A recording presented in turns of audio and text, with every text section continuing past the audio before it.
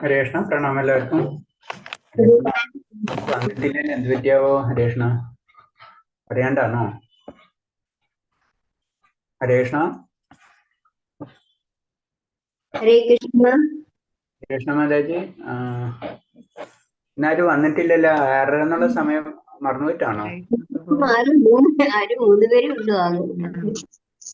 Okay, എന്തായാലും കുഴപ്പമില്ല, നമുക്ക് തുടങ്ങാം. പിന്നെ ലൈവ് ഉള്ളതല്ലേ. ഓക്കെ. ഹരേഷ്ണ.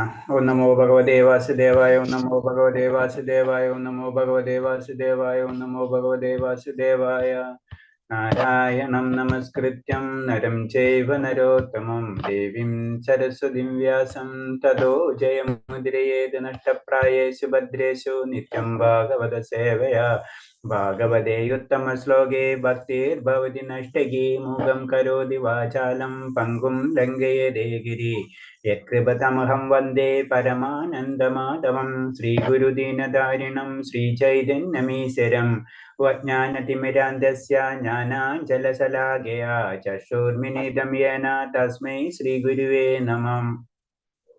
ശ്രീചൈതന്യം മനോഭീഷ്ടം സ്ഥാപിതം യേന ഭൂതലേ സ്വയം രൂപകഥാമഹ്യം തദാദിസഭാന്തികം വന്ദേഹം ശ്രീഗുരു ശ്രീയുതപദകമലം ശ്രീഗുരും വൈഷ്ണവാംശ ശ്രീരൂപം സാഗരജാതം സഹന രഘുനാഥാനിധം തം സജീവം സാദൈവം സാവധൂതം പരിജനസഹിതം കൃഷ്ണചൈതന്യദേവം ശ്രീരാധാകൃഷ്ണപാദാൻ സഹന ലളിതാ ശ്രീവിശാഖാനിം താം സാഹേ കൃഷ്ണ കരുണാ സിന്ധോ ദീനബന്ധോ ജലപദേ ഗോപേശ ഗോപികാ കാന്ത നമസ്തുതേ.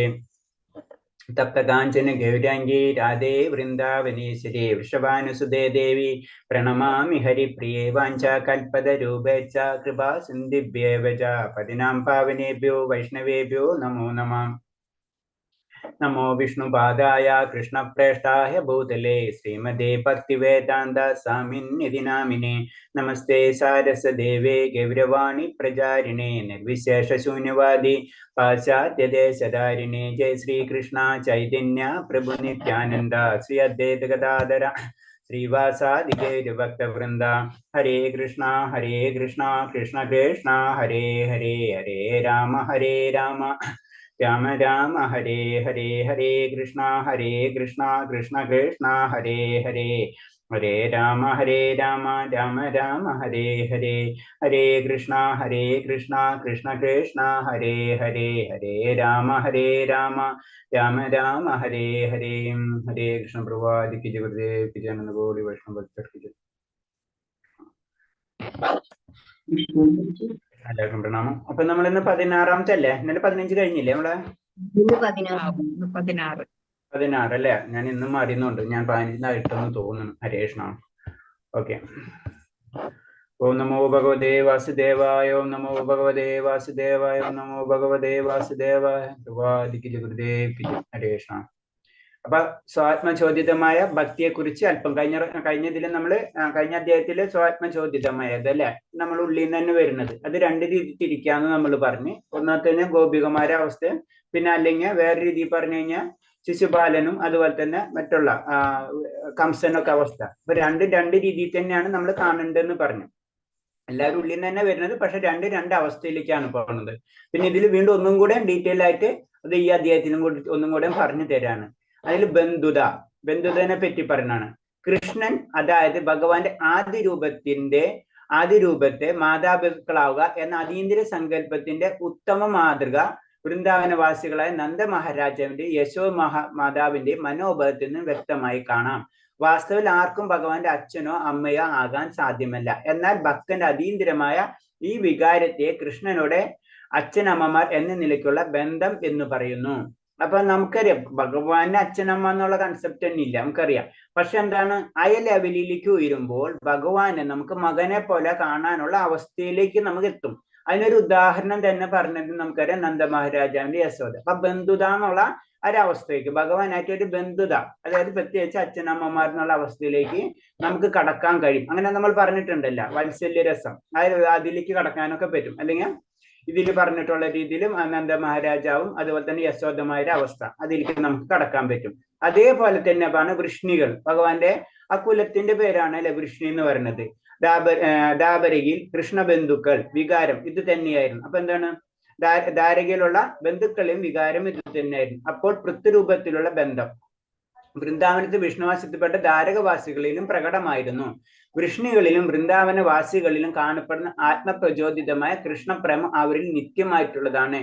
നിയാമക തത്വങ്ങൾക്കനുസരിച്ചുള്ള ഭക്തി സേവനത്തിൽ ഇത്തരം സ്നേഹത്തിന്റെ ചർച്ചയ്ക്ക് പ്രസക്തിയില്ല. കാരണം ഇത്തരം സ്നേഹങ്ങൾ പിൻകാലത്ത് സ്വയം വികസിച്ച് വരേണ്ടതാണ്. അപ്പൊ എന്താണ് ഇവിടെ ഇവര് നമുക്കത് ആദ്യമേ തന്നെ മനസ്സിലായിട്ടുണ്ടായിരുന്നു. ഗോപന്മാരും ഗോപികമാരൊക്കെ ആവണം എന്ന് വെച്ച് കഴിഞ്ഞാൽ ഒരു ജന്മല്ല പല ജന്മങ്ങൾക്ക് ശേഷമാണ് അവർക്ക് അത് ലഭിക്കുകയാണ് അല്ലെ. അപ്പൊ അത്ര നാളായിട്ട് കുറെ കാലമായിട്ട് നിയമക തത്വങ്ങളൊക്കെ പിന്തുടർന്നിട്ടാണ് ആ തലത്തിലേക്ക് ഉയരുന്നത്. പിന്നെ ആ തലത്തിലേക്ക് ഉയർന്നു കഴിഞ്ഞാൽ പിന്നെ അവിടെ നിയമക തത്വങ്ങൾക്കൊരു സ്ഥാനമില്ല. അത് തന്നെയാണ് പറഞ്ഞത്. പിന്നെ അത് ഭക്തി സ്നേഹത്തിലേക്ക് മാത്രമേ പ്രേമത്തിൽ തന്നെ പല ഭാവത്തിലേക്ക് പോകുന്നു മാത്രമേ ഉള്ളൂ. അതാണ് അതിന്റെ കാര്യം. ഭഗവാന്റെ നിത്യഭക്തരായ വൃഷ്ണികളുടെയും വൃന്ദാവനവാസികളുടെയും കാലടിപ്പാടുകൾ പിന്തുടരാൻ ആഗ്രഹിക്കുന്നവരെ രാഗാനുഭക്തന്മാർ എന്ന് പറയുന്നു. എന്ന് വെച്ചാൽ ഇവർ ഇത്തരം ഭക്തന്മാരുടെ പൂർണ്ണത നേടാൻ ശ്രമിക്കുന്നു എന്നർത്ഥം. അപ്പൊ രാഗാനുഗ ഭക്തന്മാർ എന്നാണ് ഇവരെ പറയുന്നത്. ആര് ഇവിടെ പ്രത്യേകിച്ച് വൃഷ്ണികൾ അത് ഭഗവാന്റെ കുലത്തിലുള്ള ആ പരമ്പരയിലുള്ള വ്യക്തികളെ, പിന്നെ അതുപോലെ തന്നെ വൃന്ദാവനവാസികളുടെയും കാലടിപ്പാടുകൾ പിന്തുടരാൻ ആഗ്രഹിക്കുന്നവർ. അപ്പൊ വൃന്ദാവനവാസികളുടെ രീതിയല്ല, വൃന്ദാവനവാസികളുടെയും ദ്വാരകവാസികളുടെയും രീതി എന്ന് പറഞ്ഞാൽ അവർക്ക് ഭഗവാനോടുള്ള ആത്മബന്ധമാണ് അല്ലെ. അപ്പൊ ആ ആത്മബന്ധം പോലെ ആഗ്രഹിക്കുന്ന ഭക്തന്മാരെ പറയുന്ന പേരാണ് രാഗാനുഗ ഭക്തന്മാർ. നമുക്ക് പറഞ്ഞില്ല, നമുക്ക് ഏത് രീതിയിലും വേണമെങ്കിലും ഭഗവാനിലേക്ക് കടക്കാം. അപ്പൊ അതില് നമ്മൾ ഇഷ്ടമാണ്. അപ്പൊ അങ്ങനെ ഭഗവാന്റെ അങ്ങനത്തെ ഉള്ള വൃന്ദാവനവാസികളുടെ കാലടിപ്പാടുകൾ പിന്തുടരാൻ ആഗ്രഹിക്കുന്നവരെ രാഗാനുഗ ഭക്തന്മാർ എന്ന് പറയുന്നു. എന്ന് വെച്ചാൽ ഇവർ ഇത്തരം അത് പറഞ്ഞു നമ്മൾ രാഗാനന്ദ ഭക്തർ ഭക്തിയുത സേവനത്തിന്റെ നിയാമക തത്വങ്ങളെ കർശനമായി പാലിക്കുന്നില്ല. പരോക്ഷമില്ലാതെ തന്നെ ഇവർ നാരദൻ, യശോദ തുടങ്ങിയ ഭക്തജനങ്ങളുടെ ആകൃഷ്ടരായി അനൈച്ഛികമായി തന്നെ അവരുടെ കാലടിപ്പാടുകൾ പിന്തുടരുകയാണ്. ഏതെങ്കിലും ഒരു നിശ്ചിത ഭക്തനെ പോലെ ആയിത്തീരാനുള്ള അഭിലാഷം ഇവരിൽ ക്രമേണ വികസിച്ചു വരുന്നു. ഈ പ്രവർത്തനത്തെയാണ് രാഗാനുഗം എന്ന് പറയുന്നത്. അപ്പൊ വീണ്ടും അതിനെപ്പറ്റി പറയണമെന്ന് ചിത്രമുള്ളൂ. കാരണം അങ്ങനെ നമുക്കറിയാം, അങ്ങനെയൊക്കെ ആഗ്രഹിക്കുക തന്നെ കുറെ ജന്മങ്ങളിൽ നമ്മൾ ചെയ്തിട്ടാണ് അതിലേക്ക് എത്തുന്നത്. പിന്നെ അവിടെ എത്തിക്കഴിഞ്ഞാൽ എന്താണ് അവരെന്താണ് ഏതെങ്കിലും ഒരു ഒന്നില്ലെങ്കിൽ നാരദൻ, യശോദ അവരെ രീതിയിലായിരിക്കാം. അതിലൊക്കെ ഓരോരുത്തർക്കും ചോയ്സ് കിട്ടാണ് സത്യം പറഞ്ഞു കഴിഞ്ഞാൽ. കാരണം എന്താണ്, ഒന്നില്ലെങ്കിൽ യശോദര രീതിയിൽ നമ്മൾ വാത്സല്യ രസത്തില്, അല്ലെങ്കിൽ നാരദന്റെ ഒരു ഭക്തൻ അല്ലെ സദാസമയം ഭഗവാന്റെ നാമം ഉച്ചരിച്ച് നടക്കണാണ് അല്ലെ ഭഗവാൻ നാരദൻ. അപ്പൊ നാരദന്റെ കാലടിപ്പാടുകൾ പിന്തുടരാൻ എന്ന അവസ്ഥയിലേക്ക് അവർ കടക്കും. അവർക്ക് വേറെ ഒന്നും ഉണ്ടാവില്ല. ഒന്നില്ലെങ്കിൽ നാരദന്റെ അതേപോലെ തന്നെ ചിന്താഗതി അവർക്ക് വരും. അപ്പൊ അവരുണ്ടായിട്ട് നാരദന്റെ കാലടിപ്പാടുകൾ പിന്തുടരുകയാണ് ചെയ്യുന്നത് പറയുന്നത്. അത് തന്നെത്താനെ വരുന്നു. നിശ്ചിതമായിത്തീരാനുള്ള അഭിലാഷം ഇവർ ക്രമേണ വികസിച്ച് വരുന്നു. നമ്മൾ ഭക്തിയിലേക്ക് ഉയർന്ന ഒരു ലെവലിൽ എത്തിക്കഴിഞ്ഞാൽ പിന്നെ നമ്മൾ ട്രാക്ക് മാറണം. നമ്മൾ പിന്നെ ഒരു ലെവലിൽ എത്തിക്കഴിഞ്ഞാൽ നമുക്ക് നാരദന്റെ ആയ കാലടിപ്പാടുകൾ പിന്തുടരാൻ തോന്നും. ചിലപ്പോൾ യശോദമാരെ കാലടിപ്പാടുകൾ പിന്തുടരാൻ തോന്നും. ഈ പ്രവർത്തനത്തെയാണ് രാഗാനുഗം എന്ന് വിളിക്കുന്നത്. ഭൗതിക മാലിന്യത്തിൽ നിന്ന് മുക്തി നേടിയില്ലെങ്കിൽ ബ്രജമണ്ഡലം വൃന്ദാവനവാസിയുടെ കാലടിപ്പാടുകളെ പിന്തുടരാൻ ഉത്സവം ഒരാളിൽ ഉണ്ടാവില്ലെന്ന് കാര്യം മറക്കണം. കാരണം എന്താണ്, ഇതൊക്കെ ഞാൻ പറഞ്ഞില്ല. കാരണം അറ്റ്ലീസ്റ്റ് നമ്മൾ കുറച്ച് ഉയർന്നതിന് ശേഷമാണ് നമുക്ക് സെലക്ഷൻ കിട്ടുള്ളൂ. നമ്മൾ 12th പാസ്സായി കഴിഞ്ഞാൽ കോളേജ് കിട്ടുന്ന പോലെ തന്നെ ചുരുക്കി പറഞ്ഞു കഴിഞ്ഞാൽ. അപ്പൊ എന്താണ്, ഈ മുക്തി നേടിയ ഒരു അവസ്ഥയിലെങ്കിലും നമുക്ക് എത്തണം. നമുക്ക് ഭൗതിക നിലയിൽ നിന്നിട്ട് നമുക്ക് നാരദന്റെ കാലടിപ്പാടുകളോ യശോദന്റെ കാലടിപ്പാടുകളോ നമുക്ക് പിന്തുടരാൻ കഴിയില്ല. ഇപ്പൊ സിമ്പിൾ ആയിട്ട് നമ്മൾ ജനറൽ ആയിട്ട് പലയിടത്തും കാണാണ്. വൃന്ദാവനത്തിലൊക്കെ പോയി കഴിഞ്ഞാൽ പലരും ഭഗവാന്റെ ചെറിയ ഉണ്ണിക്കണ്ണന്റെ വിഗ്രഹമൊക്കെ വെച്ച് നടക്കുന്നത് കാണും. ഭഗവാന്റെ ഉണ്ണിക്കണ്ണനൊക്കെ കാണും. തെറ്റെന്നല്ല പറയുന്നത്. പക്ഷെ നമ്മ ആ അവസ്ഥയിലേക്ക് എത്തിയിട്ടില്ല. കാരണം ഭൗതിക മാലിന്യങ്ങളിൽ നിന്നൊക്കെ ആ മുക്തി നേടിയാൽ മാത്രമേ നമ്മൾ ആ അവസ്ഥയിലേക്കൊക്കെ എത്തുള്ളൂ. അതാണ് പറഞ്ഞത്. അതേ ആ പിന്തുടരാൻ ഉത്സവം ഒരാളിൽ ഉണ്ടാവില്ല. ആ കാര്യം മറക്കരുത്. ഭക്തി സേവനത്തിന്റെ നിയമക തത്വങ്ങൾ പാലിക്കുന്ന അനർത്ഥ നിവർത്തി എന്നൊരു ഘട്ടമുണ്ട്. അതാണ് പറഞ്ഞത്. നമുക്കറിയാം ഏതൊക്കെയാണത്? ശ്രദ്ധ, സാധുസംഘ, ഭജനക്രിയ, അനർത്ഥ നിവർത്തി അല്ലെ 9 ഘട്ടങ്ങളിലെ ആ 4 ഘട്ടങ്ങളും നമ്മുടെ തന്നെ പാർട്ടാണ്. ഏത് കാര്യം നമ്മൾ ചെയ്യണം. അപ്പൊ അനർത്ഥ നിവൃത്തി, ഈ ഭക്തി സേവനത്തിന്റെ നിയമാംഗ തത്വം പാലിക്കുന്ന അനർത്ഥി നിവൃത്തി എന്നുള്ള ഒരു ഘട്ടമുണ്ട്. എല്ലാവിധ ഭൗതിക മാലിന്യങ്ങളും തിരോധനം എന്നാണ് അതിന്റെ അർത്ഥം. അത് കടന്നു കഴിഞ്ഞാല് നമുക്ക് പിന്നെ പലതിലും കടക്കാൻ പറ്റുള്ളൂ. അനർത്ഥ നിവൃത്തി വരെ നമ്മൾ ചെയ്തുകൊണ്ടിരിക്കണം, അതാണ്. അത് കഴിഞ്ഞാൽ നമ്മൾ ഭക്തിയിലേക്ക് നമുക്ക് കടക്കാം. പല സെക്ഷനും പല രീതിയിലേക്ക് നമുക്ക് തിരിയാൻ പറ്റും. ഭക്തിയുതമായ പ്രേമത്തെ പലരും അനുകരിക്കുന്നതായി കാണാം. എന്നാൽ യഥാർത്ഥത്തിൽ അവർ അനർത്ഥത്തിൽ നിന്ന് നിവൃത്തിയായിട്ടില്ലായിരിക്കും. കാരണം അനുകരണം പലരിക്കും നമുക്ക് കാണാൻ പറ്റാം. ഇപ്പൊ പറഞ്ഞ പോലെ തന്നെ യശോദമാരെ പോലെ തന്നെ അനുകരിക്കാം, അല്ലെങ്കിൽ വൃന്ദാവനത്തിൽ ഗോപിമാരെ പോലെ അനുകരിക്കുന്നവരുണ്ട് അല്ലെ. ഒരു ഗോപിമാരെ പോലെ അനുകരിക്കണം. ഗോപിമാരെ എന്നൊരവസ്ഥയിലൊന്നും എത്തിയിട്ടുണ്ടാവില്ല. അത് വൃന്ദാവനത്തിൽ പോയി കഴിഞ്ഞ് ഇപ്പോഴും കാണാം നമുക്ക്. അപ്പൊ അനുകരണമല്ല. കാരണം എന്താണ്? നമ്മൾ അനർത്ഥത്തിൽ നിന്ന് നിവൃത്തി, അതാണ് അനർത്ഥം എന്ന് പറയുന്നത്. നമ്മള് ആദ്യം തെറ്റുകളിൽ നിന്ന് ശരിയിലേക്ക് കടക്കണം. നമുക്കറിയാം, നാമജപങ്ങൾ ചെയ്യുമ്പോൾ നമ്മൾ അതാ പറയും അല്ലെ.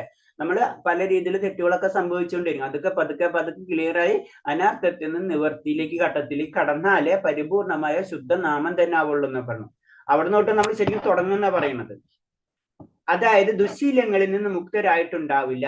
അതാണ് സാധാരണ രീതിയിൽ എന്ന് പറഞ്ഞാൽ നമ്മുടെ ദുശീലങ്ങള് മുക്തരായിട്ട്, നമ്മുടെ ദുശീലം എന്ന് പറഞ്ഞാൽ ഭൗതിക രീതിയിലുള്ള ചിന്താഗതി. ചില ഭക്തമാന്യന്മാർ തങ്ങൾ നന്ദനെ അനുകരിക്കുന്നു എന്ന് പറയും, അല്ലെങ്കിൽ യശോദയെ ഗോപിമാരെ അനുകരിക്കുന്നു എന്ന് അവകാശപ്പെടാം. അതേസമയം തന്നെ അവരുടെ നിന്ദ്യമായ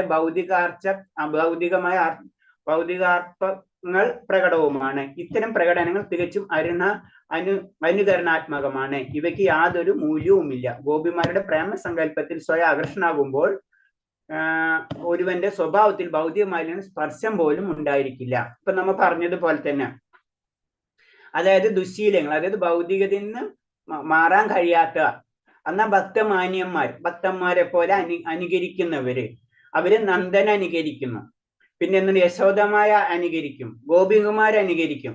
ഇങ്ങനൊക്കെ അനുകരിച്ചോണ്ട് കാര്യമില്ല എന്നാ പറയുന്നത്.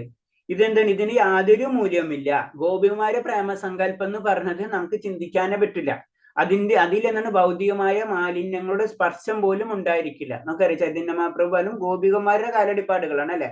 നമ്മൾ ആചാര്യന്മാര് മാക്സിമം നമ്മൾ ശ്രദ്ധിച്ചാലറിയാം, ഒക്കെ ഗോപികുമാരെ കാലടിപ്പാടുകൾ പിന്തുണ. അതായത് പ്രേമത്തിന്റെ ഏറ്റവും ഉയർന്ന ഘട്ടം. അത് സാധാരണ രീതിയിൽ ഭക്തമാന്യന്മാർക്ക് നടക്കുന്ന കാര്യമല്ല. അതാണ് ഇതിൽ പറയുന്നത്. അങ്ങനെ വരുമ്പോൾ തുടക്കത്തിൽ മതഗ്രന്ഥങ്ങളുടെ ആത്മീയാചാര്യന്റെ അനുശാസനങ്ങളുടെയും അടിസ്ഥാനത്തിൽ എല്ലാവരും ഭക്തി സേവനത്തിന്റെ നിയമക തത്വങ്ങൾ കർശനമായി അനുസരിച്ചിരിക്കണം.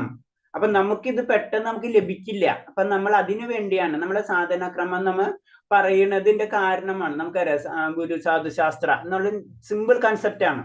അപ്പൊ അതേപോലെ തന്നെ മതഗ്രന്ഥങ്ങൾ എങ്ങനെയാ പറഞ്ഞിട്ടുള്ളത്? ഭക്തിയിലേക്ക് ഭഗവാനെ ആകർഷിക്കാനുള്ള രീതികൾ പറഞ്ഞിട്ടുണ്ട്. ആ രീതി നമ്മൾ പ്രാക്ടിക്കലാക്കണം. ആത്മീയ ആചാര്യൻ, കാരണം ആത്മീയാചാര്യൻ സത്യം ഭഗവാൻ അറിഞ്ഞ വ്യക്തികളാണ് അല്ലെ. നമ്മൾ ക്ഷേത്രത്തിൽ പോയി കഴിഞ്ഞ് വിഗ്രഹത്തെ കാണും, അവര് പോയി കഴിഞ്ഞ് ഭഗവാനെ കാണും ചുരുക്കി പറഞ്ഞേ. അല്ലെങ്കിൽ ഒരു ഘട്ടം കൂടെ കടന്നു കഴിഞ്ഞാൽ അവര് ഭഗവാനായിട്ട് സംസാരിക്കും നേരിട്ട്.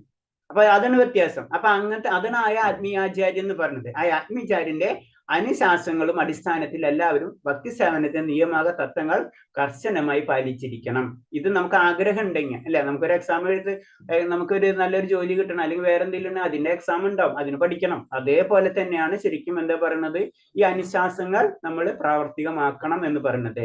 ഭൗതിക മാലിന്യങ്ങളിൽ നിന്നുള്ള വിമോചനങ്ങൾക്ക് ശേഷം മാത്രമേ ഒരുവൻ വൃന്ദാവനത്തിലെ ഭക്തജനങ്ങളുടെ കാലടിപ്പാടുകൾ പിന്തുടരാൻ ആഗ്രഹിക്കാവൂ എന്നൊരു വാണിംഗ് ആണ് തരുന്നത്. അതേവരെ നമ്മള് ഗോപികമാരുടെയോ അല്ലെങ്കിൽ യശോദരെയോ എന്നൊന്നും നമ്മൾ ചെന്ന് അവരെ കാലടിപ്പാടുകൾ, അപ്പൊ അത് അനുകരണമായിട്ട് മാറും. അനുകരണമല്ല ഭക്തിക്ക് വേണ്ടത്. അറ്റ്ലീസ്റ്റ് നമ്മൾ പ്യൂരിഫൈ ആയതിനു ശേഷം, നമ്മൾ പരിശുദ്ധി ആയതിനു ശേഷമായിരിക്കണം നമ്മൾ അതിനെപ്പറ്റി ആഗ്രഹിക്കേണ്ടത് എന്നാ പറയുന്നത്. അതാണ് നമ്മളെല്ലാവരും നമ്മൾ എന്ത് പറയുമ്പോൾ എന്താണ് പറയാ, ഭക്തി നമ്മൾ പ്രാക്ടീസ് ചെയ്യണം, അല്ലെങ്കിൽ പരിശുദ്ധീകരിക്കണം, അല്ലെങ്കിൽ നമ്മൾ രജോ തമോ ഗുണത്തിൽ നിന്ന് സാത്വിക ഗുണത്തിലേക്ക് വേണ്ടി കടക്കണം. സാത്വിക ഗുണത്തിലേക്ക് കടന്നു കഴിഞ്ഞാലോ അടുത്ത ഗുണത്തിലേക്ക് നമുക്ക് കടക്കാൻ പറ്റുള്ളൂ. അതിനുള്ള ആ മന്ത്രം, നമ്മളെ സ്വയം ശുദ്ധീകരിക്കേണ്ട മന്ത്രം നമ്മൾ ഉരുവിടുന്നു മാത്രം. അപ്പൊ അതാണ് പ്രത്യേകത. അത് ഭൗതിക ലോകത്തിന്റെ പ്രത്യേകതയാണ്. അത് പെട്ടെന്ന് നമുക്ക് പറ്റില്ല. ദൈവീഹേഷി ഗുണമായ എന്നുള്ള ശ്ലോകം നമുക്കറിയാം അല്ലെ. പൂർണ്ണത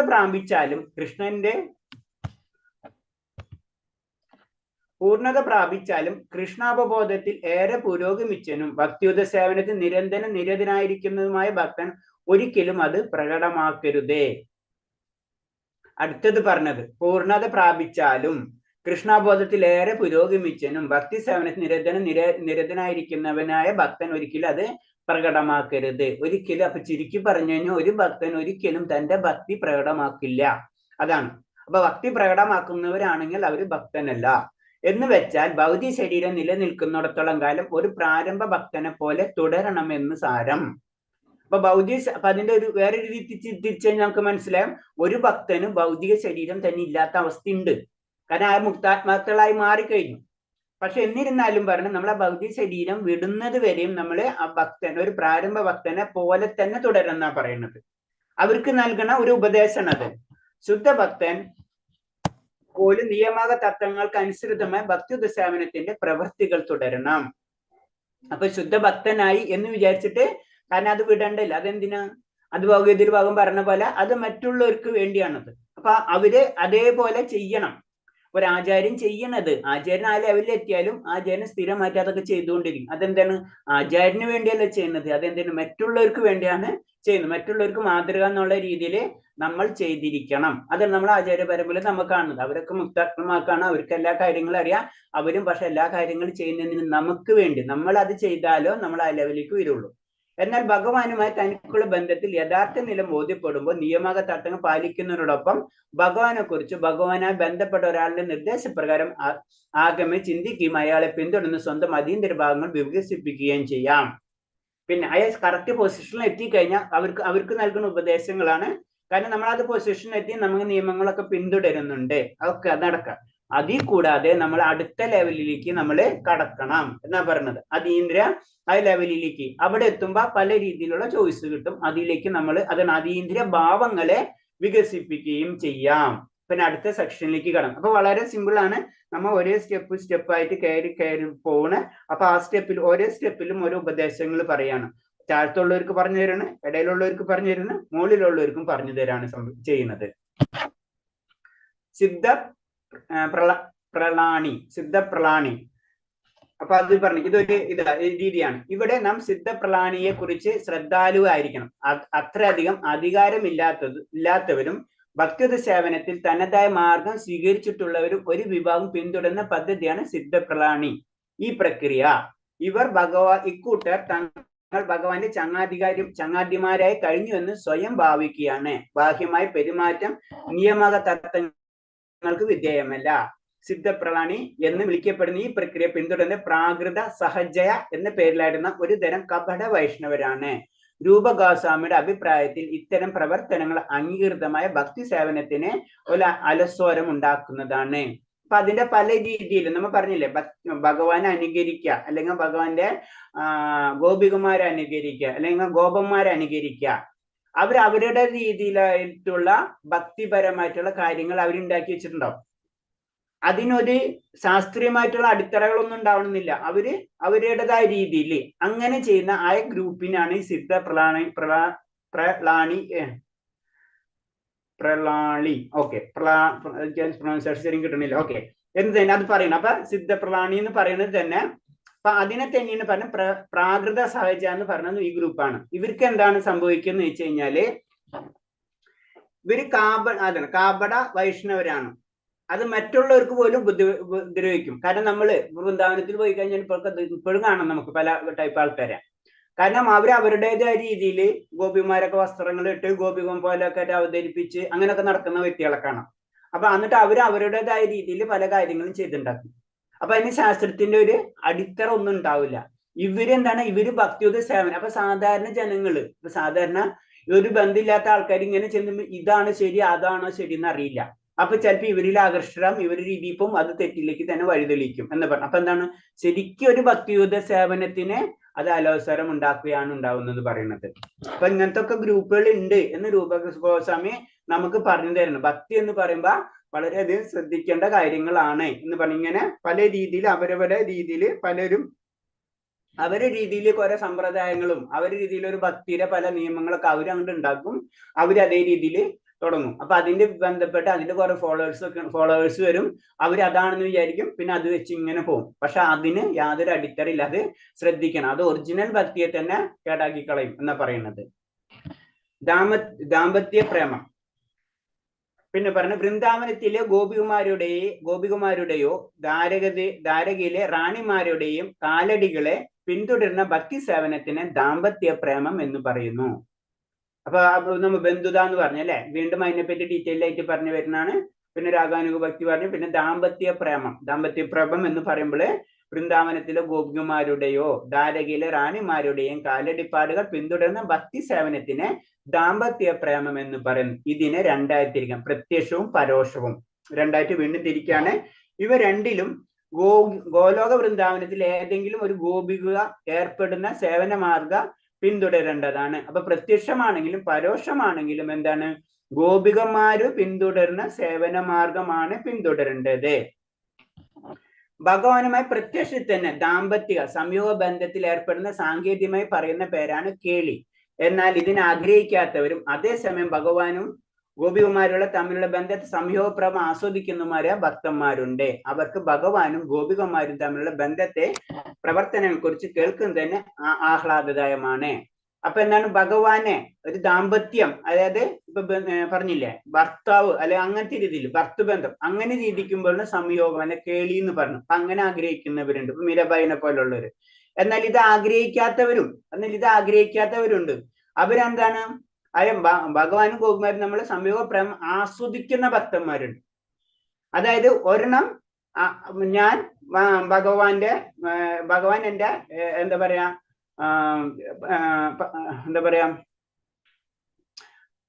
ഭഗവാൻ എന്റെ ഭർത്താവ് അല്ലെ, ആ രീതിയിൽ കാണുന്നവരുണ്ടാവും. അങ്ങനെ അതിലാനന്ദം കണ്ടെത്തുന്നവരും മീരാബായിയുടെ കഥ പറഞ്ഞ പോലെ. പിന്നെ ഉള്ളവരെന്ന് പറഞ്ഞ ഭഗവാനും ഗോപികുമാരിലുള്ള ബന്ധത്തെ ആ ബന്ധം എന്ന് പറയുമ്പോൾ ഗോപികുമാരായിട്ടില്ല, ഗോപിമാരും ഭഗവാനുമായിട്ടുള്ള അതാണ് ആസ്വദിക്കാൻ അവർക്ക്. പിന്നെ അടുത്ത് പറയുന്നത് എന്താണ്, എന്നാൽ ഇത് ആഗ്രഹിക്കാത്തവരും അതേസമയം ഭഗവാനും ഗോപികുമാരും തമ്മിലുള്ള സംയോഗപ്രവം ആസ്വദിക്കുന്ന ഭക്തന്മാരുണ്ട്. അത് ഭഗവാനും ഗോപികുമാരിയിലുള്ള കണക്ഷൻ അത് ആസ്വദിക്കുക. അവർക്ക് ഭഗവാനും ഗോപികനും തമ്മിലുള്ള ബന്ധത്തെ പ്രവർത്തനങ്ങളെ കുറിച്ച് കേൾക്കുന്നത് തന്നെ ആഹ്ലാദകരമാണ്. അപ്പൊ ഭഗവാനും അത് രാസലീലൊക്കെ നടക്കുമ്പോ അത് കേൾക്കുന്നത്, അപ്പൊ ഭഗവാന് ഗോപികുമാരും തമ്മിൽ നടക്കുന്നത് അത് കേൾക്കുന്നതിന് അതൊരു ടൈപ്പ്. വേറെ ഒരുത്തിന് ഡയറക്റ്റ് ഭഗവാനായിട്ടുള്ള കണക്ഷൻ. ഇങ്ങനെ രണ്ടായിട്ട്. സൗണ്ട് ഇല്ല തോന്നല്ലോ, സൗണ്ട് കേൾക്കണില്ലല്ലോ. രേഷ്ണ കേൾക്കുന്നില്ലേ? കേൾക്കുന്നുണ്ടോ പ്രഭു? കേൾക്കുന്നുണ്ട് പ്രഭുജി. രേഷ്ണ പ്രഭുവിന്റെ എന്തോ പ്രഭു ട്രാവൽ ചെയ്യാണോ? പ്രഭു ട്രാവലിലാണെന്നുണ്ട്, അപ്പൊ അതിന്റെ എന്തെങ്കിലും ആയിരിക്കും രേഷ്ണ. അപ്പൊ അതിനെപ്പറ്റി ഒന്നുകൊണ്ട് അത് ഡീറ്റെയിൽ ആയിട്ട് പറഞ്ഞെന്ന് മാത്രമേ ഉള്ളൂ. അപ്പൊ അതെന്ന് വെച്ചാൽ ഭഗവാനായിട്ട് ബന്ധപ്പെടുന്ന രണ്ട് രീതികളെ പറ്റി പറയാണ്. ഭക്തിയുത സേവനത്തിന്റെ നിയമാക തത്വങ്ങൾ അനുസരിച്ച് എനിക്കിവിടെ കേൾക്കണില്ല, എല്ലാവർക്കും കേൾക്കുന്നുണ്ടോ? കേൾക്കുന്നുണ്ട് പ്രഭു.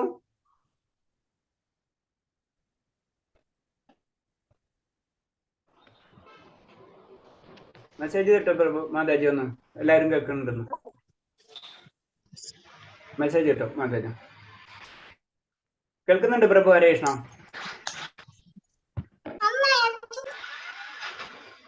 അടുത്തത് പറയുന്നത് ഭക്തിയുത സേവനത്തിന്റെ നിയമാക തത്വങ്ങൾ അനുസരിച്ച് പ്രവർത്തിക്കുന്നവർക്ക് മാത്രമേ സംയോഗ പ്രേമം വളർത്താനാകൂ. വിശേഷിച്ചും ക്ഷേത്രങ്ങളിൽ രാധയും കൃഷ്ണനും ആരാധനയിലൂടെ ഇങ്ങനെയുള്ള ഭക്തന്മാർക്ക് ക്രമേണ പ്രതിഷ്ഠാമൂർത്തിയുടെ സ്വാത്മചോദിതമായ പ്രേമം വളരും. അപ്പൊ എന്തിനാണെങ്കിലും നമ്മൾ ഇനീഷ്യൽ സ്റ്റേജില് എന്താ വേണ്ടത്? നിയമാക തത്വങ്ങൾ എപ്പോഴും പറയുന്നത് അതാണ്. ചില റൂൾസും റെഗുലേഷൻസ് ഉണ്ട്. അപ്പൊ ക്ഷേത്രങ്ങളിൽ നമ്മൾ എന്തിനാണ് ഭഗവാനെ ആരാധിക്കണം എന്നുള്ള ചോദ്യത്തിന്റെ ഒരു ഡയറക്റ്റ് ഉത്തരമാണ് എന്നാൽ ക്ഷേത്രങ്ങളിൽ ഭഗവാനെ ആരാധിക്കുന്നത്. കാരണം ഭഗവാനെ ആരാധിക്കുമ്പോൾ ആ പ്രതിഷ്ഠമൂർത്തിയോട് നമുക്കൊരു ആഗ്രഹം തോന്നും. അതാണ് സ്വാത്മചോദിതമായി. ഇപ്പൊ സിമ്പിൾ ആയിട്ട് അറിയാം, നമ്മൾ ഡെയിലി ഭഗവാന്റെ കാര്യങ്ങൾ ചെയ്തുകൊണ്ടിരിക്കുമ്പോൾ അറിയാതെ തന്നെ ഭഗവാനായിട്ട് ഒരു കണക്ഷൻ വരും അല്ലെ. നമ്മുടേതായിട്ടുള്ള ഫീലിംഗ് സ്റ്റാർട്ട് ചെയ്യും നമുക്ക്. അതാണ് നമ്മളത് ചെയ്യണം എന്ന് പറയുന്നത്. അതിനൊരു ഞാൻ കേട്ടിട്ടുള്ളതാണ്, മുഴുവൻ എനിക്കറിയില്ല. ഒരു കഥ, അത് സിമ്പിൾ ആയിട്ട് എന്താണ്, ഒരു നോർത്ത് ഇന്ത്യയിൽ എവിടെ ഒരു കഥയാണ്. അവര് പറയണെന്ന് വെച്ച് കഴിഞ്ഞാൽ അവിടെ ഒരു അമ്മൂമ്മ ഉണ്ടായിരുന്നു. അമ്മൂമ്മക്ക് അതുപോലെ തന്നെ കൃഷ്ണന് എല്ലാ കാര്യങ്ങളും അത് ഒരു കസ്റ്റം ഉണ്ട്. അതെന്ന് വെച്ച് കഴിഞ്ഞാൽ വിവാഹം ചെയ്തു കൊടുക്കുമ്പോ, പ്രത്യേകിച്ച് ഗുജറാത്തിൽ നിന്നുകൊണ്ട് അവര് എന്ത് ചെയ്യും, ഭഗവാന്റെ ഒരു ഇത് കൊടുക്കും, വിഗ്രഹം കൂടെ കൊടുക്കും. നമ്മൾ മാരേജ് ചെയ്യുമ്പോൾ നമ്മൾ കുട്ടികൾക്ക് കൊടുക്കണ പോലെ തന്നെ അവരത് കൊണ്ടുപോകും. അപ്പൊ അവരത് ഇങ്ങനെ ശ്രദ്ധിച്ച് അതിന് പൂജ ചെയ്യും, അങ്ങനെ എല്ലാ കാര്യങ്ങളും. അപ്പൊ അവരെ കൃഷ്ണൻ എന്നുള്ള രീതിയിൽ അവർ ചെയ്യാം.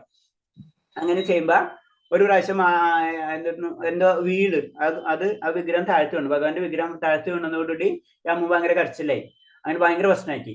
അപ്പൊ എന്ത് ചെയ്തെന്ന് വെച്ച് കഴിഞ്ഞാൽ പറഞ്ഞ അപ്പൊ അവരെ റിലേറ്റീവ് പറഞ്ഞു, അന്ന് ശരി നമുക്കൊരു ഡോക്ടറെ വിളിച്ചുകൊണ്ട് വരാം.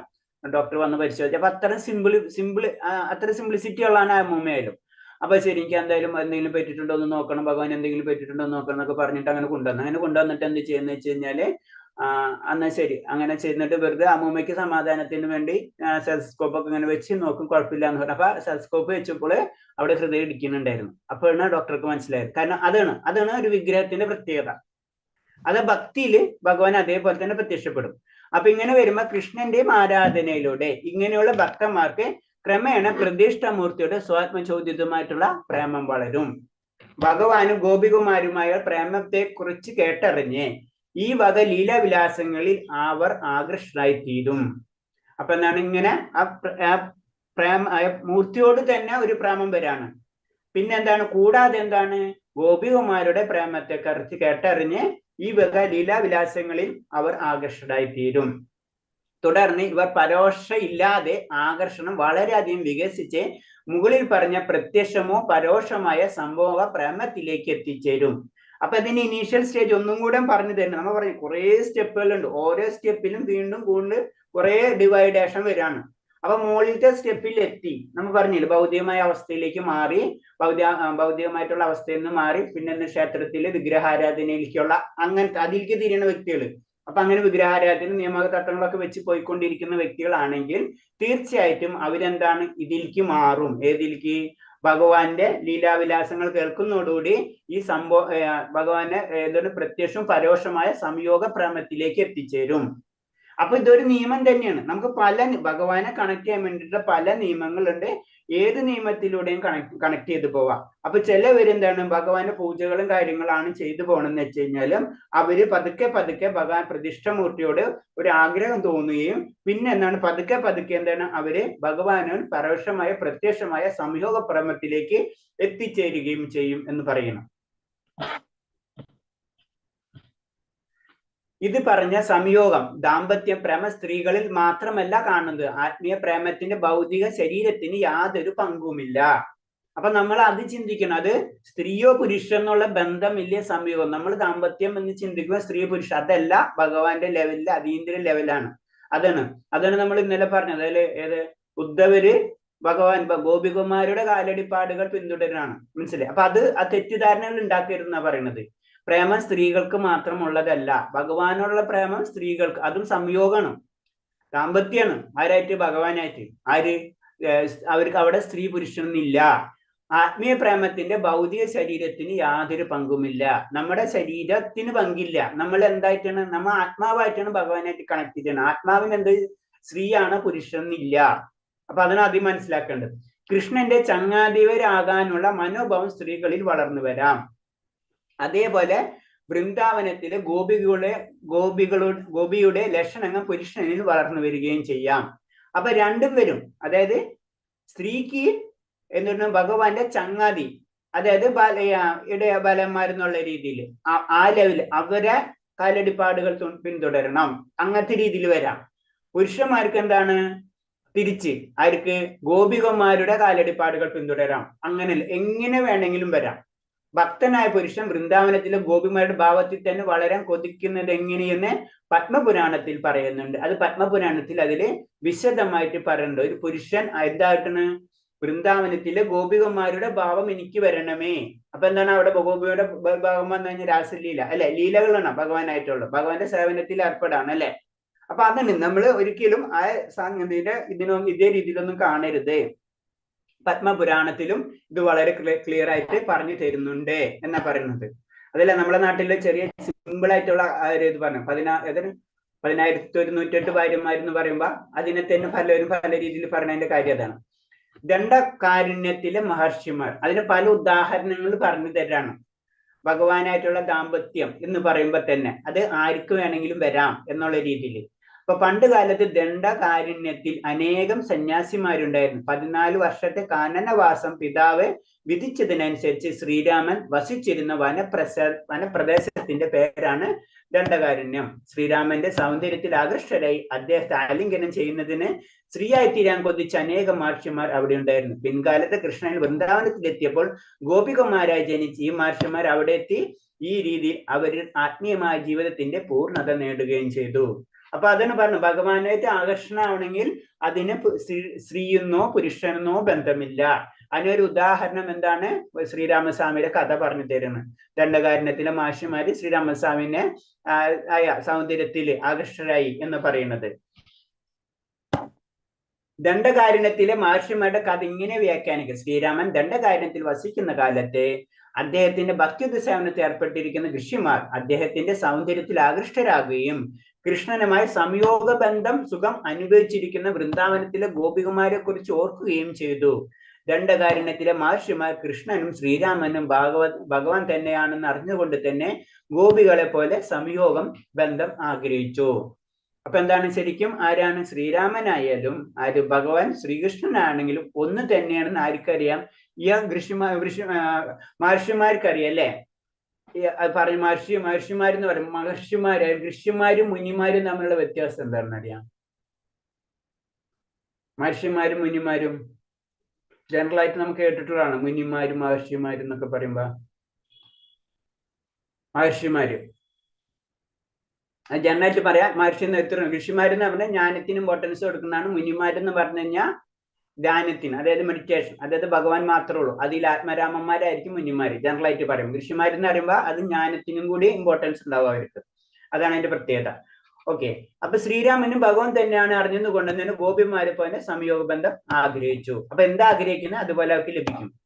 ശ്രീരാമൻ ഒരു മാതൃക രാജാവ് എന്ന നിലയ്ക്ക് ഒന്നിൽ കൂടുതൽ ഭാര്യമാരെ സ്വീകരിക്കാനാവില്ലെന്നും എല്ലാ വിധത്തിലുള്ള ഭഗവാനെ ശ്രീകൃഷ്ണന് മാത്രമേ വൃന്ദാവനത്തിൽ തങ്ങളുടെ ആഗ്രഹം സാധിച്ചു തരാനാവൂ എന്നും അവർക്കറിയാമായിരുന്നു. കാരണം എന്താണ്? ശ്രീരാമനോ ഒരു ഭാര്യയുള്ളൂ അല്ലെ? അപ്പൊ അതേപോലെ അപ്പൊ ഭഗവാനാണെങ്കിലോ വൃന്ദാവനത്തിലെ ഗോപിമാരെ പോലെ അനേകമുണ്ട് അല്ലെ? അപ്പൊ അവർക്ക് അതും അറിയാം. ശ്രീകൃഷ്ണ രൂപം ശ്രീരാമനേക്കാൾ ആകർഷണമാണെന്ന് അവർ മനസ്സിലാക്കി. ഭഗവാന്റെ രൂപം എന്താണ്? ശ്രീരാമനേക്കാൾ ആകർഷണമാണ്. പിന്നെ ജന്മങ്ങൾ ശ്രീകൃഷ്ണനുമായി ബന്ധപ്പെടുത്തുന്നതിന് ഗോപിയുമായി അനുഗ്രഹിക്കുമെന്ന് അവർ പ്രാർത്ഥിക്കുകയും ചെയ്തു. ശ്രീരാമചന്ദ്രൻ മൗനം പാലിച്ചു. ഈ മൗനത്തിന്റെ അർത്ഥം മഹർഷിമാരുടെ അപേക്ഷ അദ്ദേഹം കൈക്കൊണ്ടു എന്നതായിരുന്നു. അപ്പൊ അതിനുവേണ്ടി അവർ പ്രാർത്ഥിച്ചു. ആരെടുത്ത്? ശ്രീരാമചന്ദ്രമൂർത്തിയോട് പ്രാർത്ഥിക്കാണ്. ഇവർക്ക് ഇത് മുഴുവൻ അറിയാം. ത്രികാലജ്ഞാനികളാണ് അല്ലെ? എല്ലാ കാര്യങ്ങളും അവർക്ക് അറിയാം. അപ്പൊ അടുത്ത ജന്മത്തിൽ ഗോപികുമാരായിട്ട് ഞങ്ങൾക്ക് വരണം എന്നുള്ള ആഗ്രഹം അവർ പ്രാർത്ഥിച്ചു. അതിനനുസരിച്ച് അവർക്ക് അത് കൈകൊണ്ടു എന്നാണ് പറയുന്നത്. അങ്ങനെ അവരുടെ പിൻകാലത്ത് ജന്മത്തിൽ കൃഷ്ണനുമായിട്ടുള്ള സമ്പർക്കം പുലർത്താൻ ശ്രീരാമന്റെ അനുഗ്രഹം ലഭിച്ചു. ഈ അനുഗ്രഹത്തിന്റെ ഫലമേ അവർക്ക് ഗോലോകത്തിലെ ഗോപിമാരുടെ ഗർഭത്തിൽ ജന്മമെടുത്തു. അപ്പൊ അതാണ് നമ്മൾ ഒരു ജന്മം കൊണ്ടല്ല ഭഗവാന്റെ അടുത്തെത്തുന്നു പറഞ്ഞത്. അനേകം ജന്മങ്ങളില് പല നിയമങ്ങൾ അനുസരിച്ച് പിന്നെ പ്രേമബന്ധം അങ്ങനെ ഏതൊക്കെയാണെന്ന് വെച്ചാൽ അതൊക്കെ കടന്ന് പല ഘട്ടങ്ങളിലൂടെ കടന്ന് പലതരം പരീക്ഷണങ്ങളിലൂടെ കടന്നാണ് ലാസ്റ്റ് എവിടെ എത്തുന്നത്? ഭഗവാനിലേക്ക് എത്തുന്നത്. അതിന് പ്രഭുപാദ നമ്മൾ പറയും അല്ലെ? സിമ്പിൾ ആയിട്ട് പറഞ്ഞപ്പോഴാണ് പ്രഭുപാദ സ്വാമി നമുക്കറിയാം. നമ്മൾ ഭഗവാനിലേക്ക് കൂടെ അടുക്കും തോറും ഭയങ്കര അടുത്ത് കഴിഞ്ഞാൽ നമുക്ക് പരീക്ഷണങ്ങൾ വരെയല്ലേ? നമുക്ക് അതിലെ എല്ലാ പുരാണങ്ങളും എല്ലാവരും നോക്കിയല്ല അറിയാം. ധ്രുവരാജാവിന്റെ അറിയാം, എല്ലാവരും പല ഈവൻ പാണ്ഡവരായാലും ഒക്കെ അറിയാം. നമുക്ക് ഒക്കെ പരീക്ഷണത്തിന്റെ പരീക്ഷണമായിരിക്കും അല്ലെ? ഇതുപോലെ തന്നെ പ്രഭുപാദ സ്വാമിയുടെ ഉദാഹരണം പറയുന്നത് വെച്ച് കഴിഞ്ഞാൽ പ്രഭുപാദ സ്വാമി ഇതുപോലെ തന്നെ നമുക്കറിയാലോ അതിന്റെ കഥ. കാരണം ലാസ്റ്റ് പ്രഭുപാദ സ്വാമി ഇരിക്കുന്ന എല്ലാതും ഔട്ടാണ് സിമ്പിൾ ആയിട്ട്. അപ്പോഴാണ് പ്രഭുപാദ സ്വാമി ചിരിക്കുന്നുണ്ട്. അപ്പൊ അതാണ് ഭഗവാൻ എല്ലാതും വലിച്ചെടുക്കാണ്. ഭഗവാൻ അല്ലാതെ എടുത്ത് എന്ന് വിചാരിച്ചു കഴിഞ്ഞാൽ ഭഗവാൻ നമ്മളെ എടുത്തുന്നാണ് അതിന്റെ അർത്ഥം. അപ്പൊ അത് പറഞ്ഞപ്പോ തന്നെ അങ്ങനെ അവർ അവിടെ ഈ അനുഗ്രഹത്തിന്റെ ഫലമേ അവരൊക്കെ ഗോലോകത്തിലെ ഗോപിമാരുടെ കർമ്മത്തിൽ ജന്മമെടുത്തു. ആ അവസ്ഥ ഭഗവാനായിട്ട് അത്തരം പരിശുദ്ധമായിട്ടുള്ള വ്യക്തികൾക്ക് മാത്രമേ ഭഗവാന്റെ കളിക്കൂട്ടുകാരായിട്ടോ അല്ലെങ്കിൽ ഗോപകന്മാരൊക്കെ ആയിട്ട് തീരാൻ കഴിയുള്ളൂ. അവരത്രയും പ്യൂരിഫൈ ആയിരിക്കും. അങ്ങനെ ആ കാലഘട്ടത്തിൽ ഗോലോക വൃന്ദാവനത്തിൽ സന്നിഹിതനായിരിക്കുന്ന കൃഷ്ണന്റെ ചങ്ങാതത്തിന് അവർ ആഗ്രഹിച്ച പ്രകാരം അവർക്ക് അവസരമുണ്ട്. അങ്ങനെ അവർക്ക് അതിന്റെ അവസരം ലഭിക്കുകയാണ് ചെയ്തത്. കൃഷ്ണനുമായ സംയോഗത്തിൽ ഏർപ്പെടാൻ പാകത്തിൽ അതീന്ദ്രിയ വികാരം സൃഷ്ടിച്ച് മനുഷ്യരൂപത്തിലുള്ള ജന്മം പൂർണ്ണമാക്കി തീർക്കാൻ അവർക്ക് അതുകൊണ്ട് സാധിച്ചു. അപ്പൊ സംയോഗ ബന്ധം ഏത് അതീന്ദ്രിയ വികാരം, ആ അതീന്ദ്രിയ വികാരത്തിൽ മനുഷ്യരൂപത്തിന്റെ ജന്മം പരിപൂർണമാക്കാൻ അങ്ങനെ അവർക്ക് സാധിച്ചു എന്ന് പറയുന്നത്. അപ്പൊ ചുരുക്കി പറഞ്ഞത് ഇത്രയുള്ളൂ. അത് നമ്മള് അതീന്ദ്രിയ, അതായത് ഗോപികന്മാരുടെയും ഗോപന്മാരുടെയും ഭഗവാനായിട്ടുള്ള ബന്ധം നമ്മൾ ഭൗതികമായിട്ട് നമുക്ക് തരംതിരിക്കാൻ പറ്റില്ല. അത് ഭൗതികമായിട്ടുള്ള ചിന്തയല്ല, അവിടെ സ്ത്രീ പുരുഷൻ എന്നുള്ള രീതിയില്ല. ഗോപികന്മാരുടെ കാലവെളിപ്പാടുകൾ ആർക്ക് പിന്തുടരാം? പുരുഷന്മാർക്കും പിന്തുടരാം. അല്ലെ ഗോപന്മാരുടെ ഗോപികന്മാരുടെ കാലടിപ്പാടുകൾ ആർക്ക് പിന്തുടരാം? പുരുഷന്മാർക്ക്. അല്ലെങ്കിൽ ഗോപന്മാരുടെ സ്ത്രീകൾക്കും. ഇങ്ങനെയൊക്കെ അങ്ങോട്ടും ഇങ്ങോട്ടും മാറി മറിയാം. ഇതിനൊന്നും ബന്ധമില്ല. അതിന്റെ ഒരു അവസ്ഥയില് ശരീരം അവസ്ഥയില്ല, നമുക്കറിയാതൊക്കെ. അതാണ് ഇതിലൊന്നും കൂടെ പറഞ്ഞു തരുന്നത്. ദാമ്പത്യ സംയോഗത്തിന് 2 ഉൾപ്പിരിവുകളുണ്ട്. ഭാര്യ ഭർത്താക്കന്മാരുടെ രൂപത്തിലും കാമുക രൂപത്തിലും. ഭാര്യയുടെ രൂപത്തിൽ കൃഷ്ണനുള്ള സംയോഗം ബന്ധം വളർത്തുന്നവർ ധാരകയിൽ എത്തിപ്പെടും. അപ്പൊ ഭഗവാനെ തന്നെ കണക്ട് ചെയ്യാനാണ്. നമ്മൾ ഉയർന്ന ലെവലിൽ എത്തിക്കഴിഞ്ഞാൽ എന്നാൽ ഗോപികന്മാരുടെ രീതിയിലേക്ക് പോവാം, അല്ലെങ്കിൽ എന്താണ് ഭാര്യ ഭർത്താവ് എന്നുള്ള രീതിയിലേക്കും കടക്കാം എന്ന് പറഞ്ഞു. അപ്പൊ ഭാര്യ ഭർത്താവ് എന്നുള്ള രീതിയിലാണ് ആഗ്രഹിക്കുന്നത് വെച്ച് കഴിഞ്ഞാൽ ധാരകയിൽ എത്തിപ്പെടും. അവിടെ ഭക്തൻ കൃഷ്ണന്റെ റാണിമാരായിത്തീരുന്നു.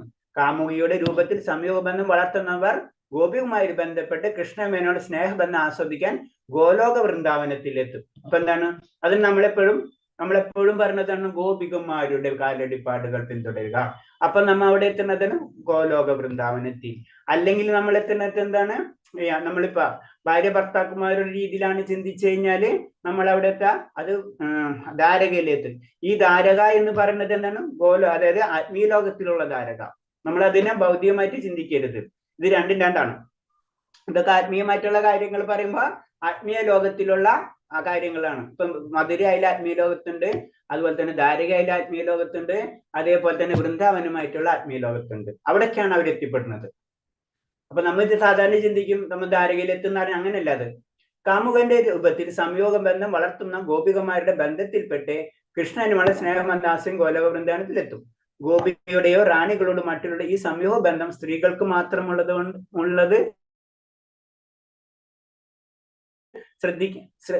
സ്ത്രീകൾക്ക് മാത്രമുള്ളതല്ല.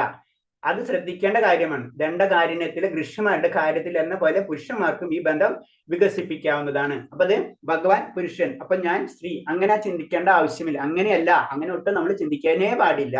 അതാണ് പറഞ്ഞത്. അതിന് കൃഷിമാരുടെ ആ ഉദാഹരണം നമുക്ക് പറഞ്ഞു തരുന്നു. അതാണ് ഉദാഹരണത്തിൽ നമുക്ക് മനസ്സിലാക്കേണ്ടത് ഭഗവാനെ ഒരു പുരുഷനോ സ്ത്രീയോ അങ്ങനെയല്ല, അല്ലെങ്കിൽ നമ്മൊരു പുരുഷൻ സ്ത്രീ അങ്ങനത്തെ ഉള്ള ബന്ധം ഇതിനില്ല. ഇത് അതിന്റെ ലെവൽ ഇതിന്റെ അപ്പുറത്താണ്. പക്ഷെ നമ്മളെ ആഗ്രഹം എങ്ങനെ വേണമെങ്കിലും നമുക്ക് തീർക്കാം. അതാണ് അതിന്റെ ലെവലിലുള്ള കണക്ഷൻ. സംയോഗബന്ധം ആഗ്രഹിക്കുന്നതും ഗോപികന്മാരുടെ കാലടിപ്പാടുകൾ പിന്തുടരുകയും ചെയ്യുന്നവർ ഭഗവാനോട് സമ്പർക്കത്തിന് ധാരകൾ പ്രത്യക്ഷപ്പെടുകയും ചെയ്യും. ഓക്കെ. പിന്നെ പിതൃഭാവം അല്ലെങ്കിൽ സുഹൃത്ത് ഭാവം. പല ഭാവത്തിലും പറഞ്ഞു, മുകളിലെത്തുമ്പോഴും പല തിരുവുകളിലേക്ക് നമുക്ക് കടക്കാൻ പറ്റണമെന്ന് പറയുന്നത്. അപ്പൊ പിതൃഭാവത്തിലാണെങ്കിൽ നമുക്കറിയാം, പിതൃഭാവത്തിലോ സുഹൃഭാവത്തിലോ കൃഷ്ണനിൽ ആകർഷിക്കപ്പെടുന്ന ഭക്തന്മാർ. അതായത് നമുക്ക് ഭഗവാനെ പിതൃഭാവത്തിലോ അല്ലെങ്കിൽ സുഹൃത്ത് ഭാവത്തിലോ ഒക്കെ നമുക്ക് എന്ത് ചെയ്യാം? ആരാധിക്കാം, അല്ലെങ്കിൽ ആ ലെവലിലേക്ക് ഉയരാം. അങ്ങനെ വരുമ്പോൾ നന്ദ മഹാരാജാവിന്റെ ശുബലന്റെയോ കാലടിപ്പാടുകൾ പിന്തുടരണം. അപ്പൊ അങ്ങനെയാണ് നന്ദ മഹാരാജാവ് എങ്ങനെയാണോ അതേപോലെ ആയിരിക്കണം നമ്മളെ കാര്യങ്ങൾ ചെയ്യേണ്ടത്. അതായത് നന്ദ മഹാരാജാവിന്റെ ലെവലിലേക്ക് നമ്മൾ ഉയരണം. അതേപോലെ തന്നെ ഒരു സുഹൃത്തുണ്ടെങ്കിൽ സുബലൻ, അതായത് ഭഗവാന്റെ സുഹൃത്ത്, ആ സുഹൃത്തിന്റെ കാലടിപ്പാടുകൾ പിന്തുടരണം. നന്ദൻ ശ്രീകൃഷ്ണന്റെ വളർത്തച്ഛനാണ്. വജ്രഭൂമിയിൽ കൃഷ്ണന്റെ ഏറ്റവും സുഹൃത്താണ് സുബലനാണ്. അപ്പൊ നമുക്ക് ഏത് ലെവലിൽ, അപ്പൊ ഓരോരുത്തർക്കും അതിന്റെ അർത്ഥം എന്ന് വെച്ചാൽ ഇത് ചെറുത് അത് വലുതുന്നില്ല.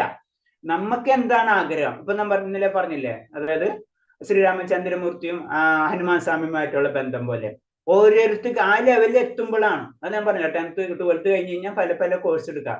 അപ്പൊ ആ കോഴ്സ് അവന്റെ ചോയ്സാണ് ഏത് കോഴ്സ് എടുക്കുക എന്നുള്ളത്. അപ്പൊ അതേപോലെ തന്നെയാണ് ഇവിടെ.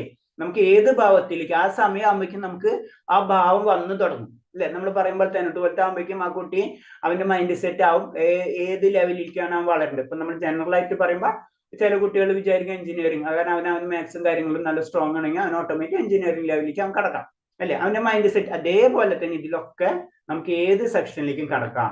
അപ്പൊ അതിന്റെ കാലടിപ്പാടുകൾ ഏതാണ്? ഇപ്പൊ മാത്സ് എന്ന് വെച്ച് കഴിഞ്ഞാൽ ഇപ്പൊ നമ്മൾ പറയില്ല BSc മാത്സ് എടുക്കണമെങ്കിൽ ആ ലെവലിലേക്ക് തിരിയണ പോലെ തന്നെ പിതൃഭാവമാണെങ്കിൽ പിതൃഭാവത്തിന്റെ കാലടിപ്പാടുകൾ നമ്മൾ പിന്തുടരുക, സുഹൃത്ത് ഭാവമാണെങ്കിൽ സുഹൃത്ത് ഭാവത്തിന്റെ കാലടിപ്പാടുകൾ നമ്മൾ പിന്തുടരണം എന്നാ പറയുന്നത്. ഭഗവാന്റെ പിതാവോ സുഹൃത്തായിത്തീരുന്ന കാര്യത്തിൽ രണ്ട് മാർഗങ്ങളുണ്ട്. പ്രത്യക്ഷത്തിൽ തന്നെ ഭഗവാന്റെ പിതാവാകാൻ ശ്രമിക്കുക എന്നതാണ് ഒന്ന്. മറ്റൊന്ന് നന്ദനെ പോലെ കൃഷ്ണന്റെ പിതാവായി തീരുക എന്ന ആദർശം വെച്ചു പുലർത്തതാണ്. ഇതിൽ ആദ്യത്തെ പൊതുവെ സ്വീകരിക്കപ്പെടുന്നില്ല. അത്തരമൊരു സ്ഥിതിവിശേഷം നിർവിത്യവാദികളുടെ കാര്യത്തിൽ ദുഷിച്ചു പോയെന്ന് വരാം. മായാവാദികൾ, അതായത് അദ്വൈതവാദികൾ തങ്ങൾ തന്നെ കൃഷ്ണനാണെന്ന് കരുതുന്നു. അക്കണക്കിന് ഒരാൾ സ്വയം നന്ദ മഹാരാജാവാണെന്ന് കരുതാൻ തുടങ്ങിയാൽ അവരുടെ പൃഥ്വിസ്നേഹ മായാദർശനം കൊണ്ട് കളങ്കിതമായി തീരും. അപ്പൊ നമുക്ക് രണ്ട് രീതിയിൽ പിതാവോ അതുപോലെ തന്നെ സുഹൃത്തോ എന്ന രീതിയിൽ നമുക്ക് ഭഗവാനെ പ്രാപിക്കാന്ന് പറയുന്നുണ്ട്. അപ്പൊ എന്താണ്, പ്രത്യക്ഷത്തിൽ തന്നെ ഭഗവാന്റെ പിതാവാകാൻ ശ്രമിക്കുക ഒന്ന്. രണ്ടാമത്തെ എന്ന് പറഞ്ഞു കഴിഞ്ഞാൽ നന്ദനെ പോലെ കൃഷ്ണന്റെ പിതാവായി തീരുക. ഒന്ന് അപ്പൊ അതിന് നമ്മൾ സ്വയം അങ്ങോട്ട് പ്രതിഷ്ഠിക്കുകയാണ് ഏത് ഭഗവാന്റെ പിതാവാണെന്ന്. ഒന്നെന്ന് പറഞ്ഞാൽ നന്ദ മഹാരാജാവിനെ പോലെയാവാൻ ശ്രമിക്കുകയാണ്. അങ്ങനെ രണ്ട് മാർഗം നമുക്ക് തീരാം. ഇതിൽ ആദ്യത്തെ എന്ന് പറഞ്ഞാൽ ഭഗവാന്റെ സ്വയം പിതാവാന്നുള്ളവർ അധികം സ്വീകരിക്കപ്പെടുന്നില്ല. അത്തരം സ്ഥിതിവിശേഷം നിർഗുരുത്വയുടെ കാര്യത്തിൽ ദൂഷിച്ചു. അവരെ സംബന്ധിച്ച് അത് ഇമേജ് ചെയ്യാൻ പറ്റില്ല, കാരണം അവർ സ്വയം ഈശ്വരൻ എന്നാണ് പറയുന്നത്. അപ്പൊ അവർക്ക് അത് ആദർശം തന്നെ തെറ്റിപ്പോകും. അപ്പൊ അത് കാരണം കൊണ്ട് അവരത് ഒട്ടും അക്സെപ്റ്റ് ചെയ്യില്ല എന്നാ പറയുന്നത്. പാണ്ഡവ രാജ്യത്തിന്റെ തലസ്ഥാനമായ ഹസ്തിനപുരത്തിൽ കൃഷ്ണൻ സ്വന്തം മകനായി കാണാൻ ആഗ്രഹിച്ച ഒരാളുടെ കഥ സ്കന്ദ പുരാണത്തിനുണ്ട്. നാരദന്റെ ഉപദേശം അനുസരിച്ച് നന്ദന്റെ കാലടിപ്പാടുകൾ പിന്തുടർന്ന ഫലം അയാൾ വിജയിക്കുകയും ചെയ്തു. അപ്പൊ കൃഷ്ണനെ സ്വന്തം മകനായിട്ട് അപ്പൊ എന്താണ്, ഭഗവാൻ പിതാവ് എന്നുള്ള രീതി ഭഗവാന്റെ പിതാവാണ് അങ്ങനെ ആഗ്രഹിച്ച ഒരു കഥ സ്കന്ദപുരാണത്തിൽ പറയുന്നുണ്ട്. പിന്നെ നാരദന്റെ ഉപദേശം അനുസരിച്ച് അയാൾ നന്ദന്റെ കാലടിപ്പാടുകൾ പിന്തുടരുകയും അയാൾക്ക് അതിൽ വിജയിക്കുകയും ചെയ്തു. അതായത് ഭഗവാൻ സ്വന്തം മകനായിട്ട്, ആ വ്യക്തിയുടെ സ്വന്തം മകനായിട്ട് ജനിക്കുകയാണ് ചെയ്തത് എന്ന് പറയുന്നത്. ഇനി അടുത്തത് പുഷ്ടിമാർഗം. ഭഗവാനെ സുഹൃത്ത്, പിതാവ്, ഭർത്താവ്, അഭ്യുത്കാംക്ഷി എന്ന നിലയിൽ ഏതെങ്കിലും ഒന്നായി സദാ ചിന്തിക്കുന്നവർ ഏവർക്കും ആരാധനായി തീരുമെന്ന് നാരായണ വ്യൂഹ സ്തവത്വത്തിൽ പ്രസ്താവമുണ്ട്. സ്വയാത്മചോദിതമായി കൃഷ്ണന്റെയോ ഏതെങ്കിലും കൃഷ്ണഭക്തന്റെയോ സവിശേഷ കാരുണ്യം ഉണ്ടായാലേ മാത്രമേ വികസിക്കുകയുള്ളൂ. അപ്പൊ ഇതിൽ പറയണെന്ന് വെച്ച് കഴിഞ്ഞാൽ നമ്മള് പുഷ്ടിമാർഗം എന്ന് പറയുന്നത് എന്താ വെച്ച് കഴിഞ്ഞാല്, കാരണം ഭഗവാന്റെ സുഹൃത്ത്, പിതാവ്, ഭർത്താവ് അതിലേക്ക് നമുക്ക് അടക്കണല്ലേ.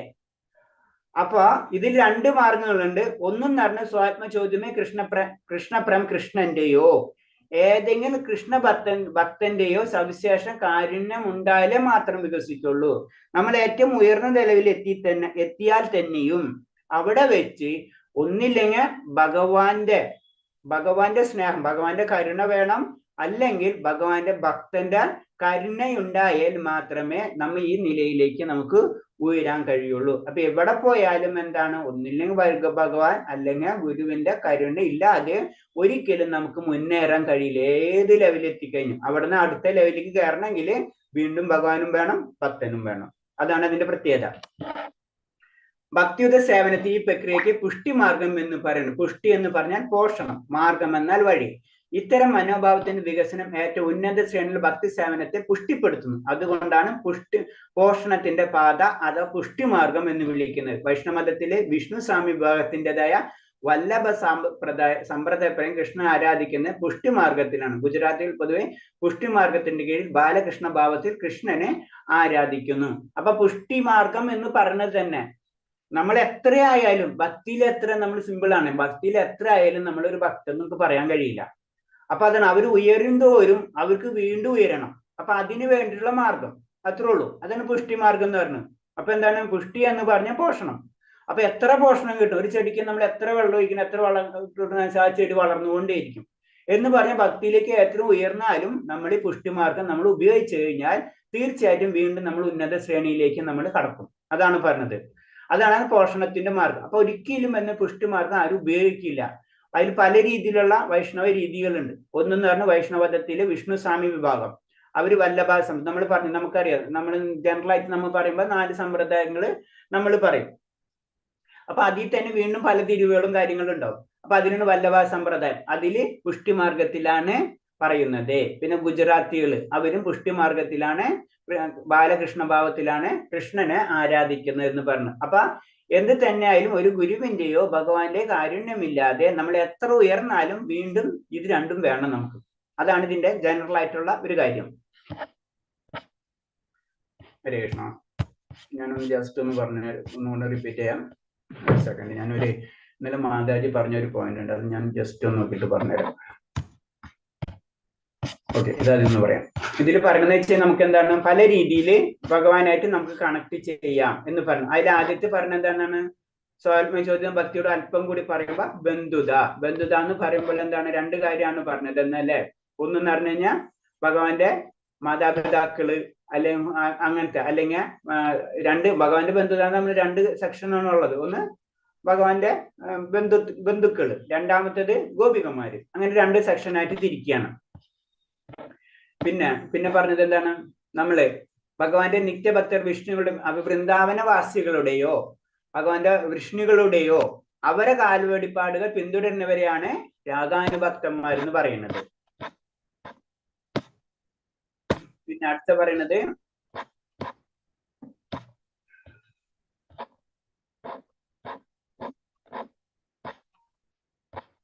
സിദ്ധ പ്രണാളി. ഓക്കെ, ഇപ്പൊ ഇങ്ങനെ ഇതിനെ പറ്റി പറയണെന്ന് വെച്ച് കഴിഞ്ഞാൽ കുറെ അനുകരിക്കുന്ന ഭക്തന്മാരുണ്ട്, അവരെ പറ്റി പറയണാണ്. അതൊരിക്കലും നമ്മൾ ശ്രദ്ധിക്കണം. അങ്ങനത്തെ വ്യക്തികളിൽ നിന്ന് ഒരു വാണിംഗ് തരാണ് രൂപഗോസ്വാമി. പിന്നെ ഭഗവാനെ ദാമ്പത്യ രീതിയിൽ നമുക്ക് ഭഗവാനെ ആരാധിക്കാം. അപ്പൊ അവിടെ വരുമ്പോ 2 തരത്തിൽ വീണ്ടും തിരിക്കുകയാണ്. ഒന്ന് ഗോപികന്മാരും, 2 എന്ന് വെച്ച് കഴിഞ്ഞാല് ദ്വാരകയിലുള്ള റാണിമാരുടെ അവസ്ഥ. അപ്പൊ അതിലേക്കും നമുക്ക് വേണമെങ്കിൽ തിരിക്കാം എന്നാ പറയണത്. പിന്നെ ഭഗവാന് പ്രത്യേകിച്ച് സ്ത്രീകൾക്ക് മാത്രം ഭഗവാൻ അങ്ങനെയൊന്നുമില്ല. അതിനൊരു ഉദാഹരണം പറയാണ് ദണ്ഡകാരണ്യത്തിലെ മഹർഷിമാരെ കഥ പറയാണ്. കാരണം ഭഗവാന്റെ രൂപം എന്ന അതിന്റെ അവസ്ഥ. അപ്പൊ അത് നമ്മളും അതുപോലെ തന്നെ, നമുക്ക് ആത്മാവും തമ്മിൽ അതിന് ശരീരം എന്ന് പറഞ്ഞത് ഒരു ടെമ്പററി ആണ് അല്ലെ. അപ്പൊ ശരീരത്തിനാണ് സ്ത്രീ പുരുഷൊക്കെ ബന്ധമുള്ളത്. പക്ഷെ ഭഗവാന്റെ ലീലകളിലേക്ക് സ്ത്രീ പുരുഷ ബന്ധമില്ല. അപ്പൊ എങ്ങനെ വേണമെങ്കിലും നമുക്ക് സ്ത്രീകൾക്ക് എതിർന്ന് ഗോപന്മാരുടെ അവസ്ഥ എത്താൻ വേണ്ടി ആ ഭാവത്തിൽ ആഗ്രഹിക്കും. അതുപോലെ തന്നെ തിരിച്ച് പുരുഷന്മാരെന്താ ചെയ്യാ, ഗോപികന്മാരുടെ കാലടിപ്പാടുകളും പിന്തുടരാം എന്നാ പറയുന്നത്. അപ്പൊ നമ്മളെ ചിന്താഗതി തന്നെ മറക്കണം. അങ്ങനത്തെ അതിന് നമ്മൾ ഭൗതിക ലോകത്തിൽ കാമം, അതീന്ദ്രിയ ലോകത്തിൽ പ്രേമം എന്ന് പറഞ്ഞത്, ഇത് 2 എൻറ്റയർലി ഡിഫറെന്റ് ആണ്. നമുക്ക് ചിന്തിക്കാനടക്കം കഴിയില്ല. നമുക്കത് മനസ്സിലാക്കാൻ വേണ്ടിയാണ് അതിനെ കാമം എന്നുള്ള പേരിൽ നമ്മൾ പറയുന്നത് തന്നെ.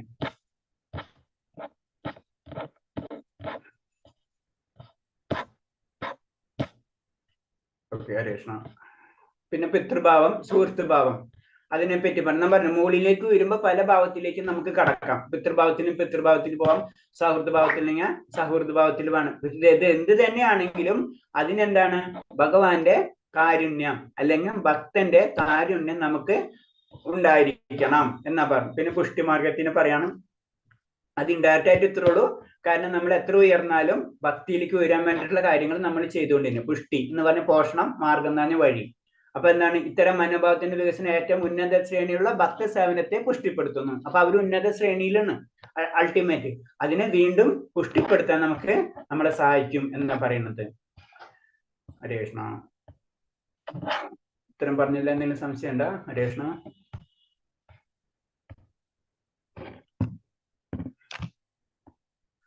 ഞാനൊരു സെക്കൻഡ്, ഞാൻ ഇന്നലെ മാതാജി പറഞ്ഞതിന്റെ ഒരു പോയിന്റ് കിട്ടിയിട്ടുണ്ട്. ഓക്കെ, ഹരേ കൃഷ്ണ. ഒരു സെക്കൻഡ്.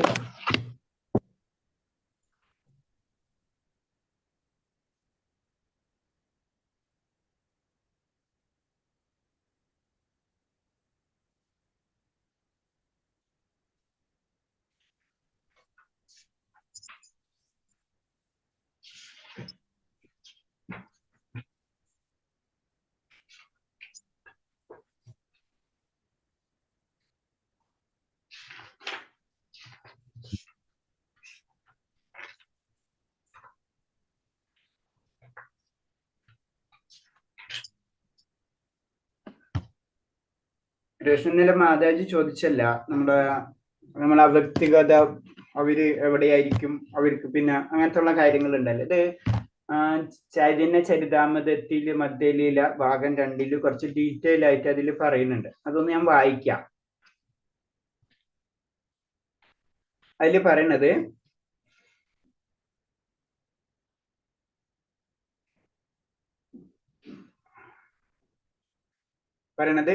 ആചാര്യമായ അനുഷ്ഠാനങ്ങളുടെ നിർവഹണത്തെ തുടർന്ന് ആത്മസാക്ഷാത്കാരം മോക്ഷത്തിന്റെ ബദ്ധജീവിതത്തിന്റെ മധ്യത്തിലുള്ള ഉദാസീന തലമാണ് ശ്രീല ഭക്തി സിദ്ധാന്ത സരസ്വതി ഠാക്കർ തന്റെ അന്യുഭാഷ്യത്തിൽ പറയുന്നത്. ഇത് ഭൗതിക ലോകത്തിനപ്പുറമുള്ള വിരജാ നദിയുടെ ത്രിഗുണങ്ങളിൽ അപ്രകടമായ അഥവാ നിഷ്ക്രിയപ്പെട്ട ഒരു സ്ഥലമാണ്. എന്നാൽ ആധ്യാത്മിക ശക്തിയുടെ ആവിഷ്കാരമായ അധ്യാത്മ ലോകം വൈകുണ്ഠ ലോകം യാതൊരു വിധത്തിൽ ഉത്കണ്ഠമില്ലാത്ത സ്ഥാനം എന്നറിയപ്പെടുന്നു. ബ്രഹ്മാണ്ടം എന്നറിയപ്പെടുന്ന ഭൗതിക ലോകം ബഹിരംഗ ശക്തിയുടെ സൃഷ്ടിയാണ്. ഭൗതിക അധ്യാത്മ സൃഷ്ടിയുടെ മധ്യേ വിരജ എന്നറിയപ്പെടുന്ന ഒരു നദിയും brahmലോകം എന്നറിയപ്പെടുന്ന ഒരു സ്ഥലവുമുണ്ട്. വിരജാ നദിയും ബ്രഹ്മലോകവും ഭൗതിക ജീവിതത്തോട് വിരക്തി നേടിവരും. ഭൗതിക നാനാതത്വങ്ങളുടെ വൈവിധ്യങ്ങളുടെയും നിഷേധത്തിലൂടെ നിരാകാര മാർഗത്തോട് ചായ ഉണ്ടാവും ചെയ്യുന്ന ജീവാത്മാക്കളുടെ അഭയസ്ഥലമാണ്. ഇവ സ്ഥിതി ചെയ്യുന്നത് വൈകുണ്ഠ ലോകത്തിൽ അഥവാ അജ്ഞാത്മ ലോകത്തിൽ ബാഹ്യമാണ് ഇവ ബാഹ്യമാണെന്ന് ശ്രീ ചൈതന്യ മഹാപ്രഭു പ്രഖ്യാപിക്കുന്നു. ബ്രഹ്മലോകം വിരജാ നദിയും ബ്രഹ്മലോകത്തും വിരജാ നദിയിലും വൈകുണ്ഠ കുറിച്ച് അറിയാൻ കഴിയില്ല. ബ്രഹ്മലോകത്തെയും വിരജാ നദിയെയും പ്രാപിക്കുന്നതും ക്ലേശകരമായ തപശ്ചര്യകൾക്ക് ശേഷമാണ്. ബ്രഹ്മലോകത്തെയും വിരജാ നദിയും പ്രാപിക്കുന്നതും ക്ലേശകരമായ തപശ്ചര്യങ്ങൾക്ക് ശേഷമാണ്. പക്ഷെ ഈ മേഖലകളിൽ പരമദിവ്യോത്തമ പുരുഷനായ ഭഗവാനെ പറ്റിയോ അവിടുത്തെ അതീന്ദ്രിയ പ്രേമ സേവനത്തെ പറ്റിയോ ഒരു ധാരണയുമില്ല. ഇത്തരം അധ്യാത്മ ജ്ഞാനമില്ലാത്ത ഭൗതിക അവസ്ഥയോടെയുള്ള കേവലം വൈരാഗ്യം ഭൗതികത്തിന്റെ മറ്റൊരു വശം മാത്രമേ ആകുന്നുള്ളൂ. ആധ്യാത്മിക കാഴ്ചപ്പാട് ഇവയെല്ലാം ബാഹ്യമാണ്. ശ്രീ ചൈതന്യ മഹാപ്രഭു ഈ നിർദ്ദേശം പിന്നെ അതിനെപ്പറ്റി പറയുന്നതാണ്. പിന്നെ അപ്പൊ പറഞ്ഞു വന്ന ഇത്രയുള്ളൂ. നമ്മള് ആത്മീയ ലോകത്തിനും ആധ്യാത്മിക ലോകത്തിനിടയ്ക്ക് ഒരു സ്ഥലമുണ്ട്. ആ സ്ഥലത്തിന്റെ പേരാണ് വിരജാ നദി. ആ വിരജാ നദിനെ അതിനെ ബ്രഹ്മലോകം എന്നും പറയും. ഈ ബ്രഹ്മലോകം എന്ന് നമ്മൾ ഉദ്ദേശിക്കുന്ന ബ്രഹ്മലോകമല്ല, ബ്രഹ്മദേവന്റെ ലോകമല്ല, അല്ലെങ്കിൽ സത്യലോകമല്ല അത്. അതിനെയും ബ്രഹ്മലോകം എന്ന് പറയും. അതെന്താണ്? ആത്മീയ ലോകത്തിന്റെയും ഭൗതിക ലോകത്തിന്റെയും ഇടയ്ക്കുള്ള ഒരു സ്ഥലം. ആ സ്ഥലത്തിന് പറയുന്നത് ബ്രഹ്മലോകം എന്നും പറയും. ആ ഏരിയനെ പറയുന്നത് വിരജാ നദി എന്നും പറയും. അവിടെ എത്തുന്ന വ്യക്തികളാണ് അവരെന്താണ്? അവരാണ് ഇവര് പറഞ്ഞ തപശ്ചര്യകളൊക്കെ ശേഷം ബ്രഹ്മലോകത്തെയും വിരജാ നദിയും പ്രാപിക്കുന്നത് ക്ലേശകരമായ തപശ്ചര്യകൾക്ക് ശേഷമാണ്. പക്ഷെ ഈ മേഖലയിൽ അവിടെ ഇന്ന് ചെന്നെത്താം. ഇന്നലെ മാതാജി പറഞ്ഞിട്ടുണ്ടായിരുന്നില്ലേ? മനസ്സിലായില്ലേ ഹരികൃഷ്ണ? ഒരു മാതാചാര്യ ചോദിച്ചില്ല. ക്ലിയർ ആയില്ലേ?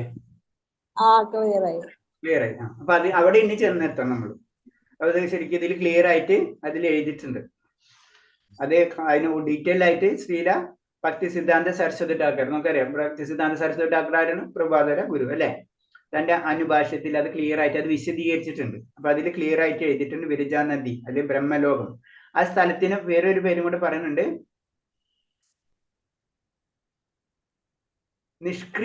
നിഷ്ക്രിയമാക്കപ്പെട്ട ഒരു സ്ഥലമാണത്. നിഷ്ക്രിയമാണ് അവിടെ ആത്മീയവും ഇല്ല ഭൗതികവും ഇല്ല.